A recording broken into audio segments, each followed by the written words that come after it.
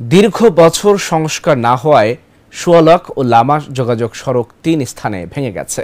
মৃত্যুর ঝুঁকি নিয়ে প্রতিদিন সড়কটিতে চলছে ২ ও ৩ চাকার যানবাহন। ভারী বর্ষণের কারণে মাটিতে সুড়ঙ্গ হয়ে সড়কটি ভেঙে যাওয়ায় বিপাকে পড়েছে স্থানীয়রা সহ ক্ষুদ্র ব্যবসায়ীরা। এলাকাবাসীর অভিযোগ, টেকসই উন্নয়ন না করে লুটপাট করায় হচ্ছে না স্থায়ী সমাধান। বান্দরবান থেকে আকাশ মারমার পাঠানো তথ্যচিত্রে ডেস্ক রিপোর্ট।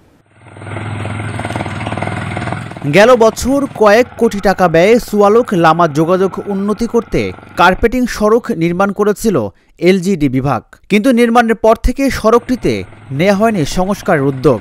ফলে ভারী বর্ষণে ২১ কিলোমিটার দূরত্বে টঙ্কাবতী ইউনিয়নের হেডমানপাড়া এলাকায় ভেঙে গেছে সড়কটি। পাহাড় বেয়ে চলা এই সড়কটিতে অন্তত ৩ স্থানে বড় আকার ধসে বিপাকে পড়েছে স্থানীয় সহ ক্ষুদ্র ব্যবসায়ীরা। প্রতিদিন ঝুঁকিপূর্ণ অংশের উপর দিয়ে চলছে যানবাহন সহ কয়েক হাজার মানুষ। তাই সড়কটিতে দ্রুত সংস্কার করে নিরাপত্তা নিশ্চিত করার দাবি স্থানীয়দের। একটা রাস্তা করলে ১ বছরও টিকে না। আমি এটা আবেদন করব সরকারের কাছে, রাস্তাটা ৫, ৬, ৭ বছর মতো টিকার মতো। রাস্তাটা অনেক ভাঙা আছে, গাড়িটা আরো সামনে বৃষ্টি হলে আর ভেঙে যাবে, আর এই রাস্তা দিয়ে যাওয়া যাবে না, কোনো সংস্কার হয় না এই রাস্তাটা। এদিকে হচ্ছে লামার রোডে বড় বড় অনেক গর্ত হয়ে গেছে, এখানে কোনো গাড়ি বড় বড় গাড়ি চলতে পারে না, অনেক রিস্ক। এখন হচ্ছে ফলের মৌসুম, আমের গাড়ি চলতে পারে না, কোনো বড় ট্রাক চলতে পারে না। মোটামুটি কষ্টের বিনিময়ে সিএনজি চলে, অনেক হাই রিস্কের উপরে মোটরসাইকেল সিএনজি চলে।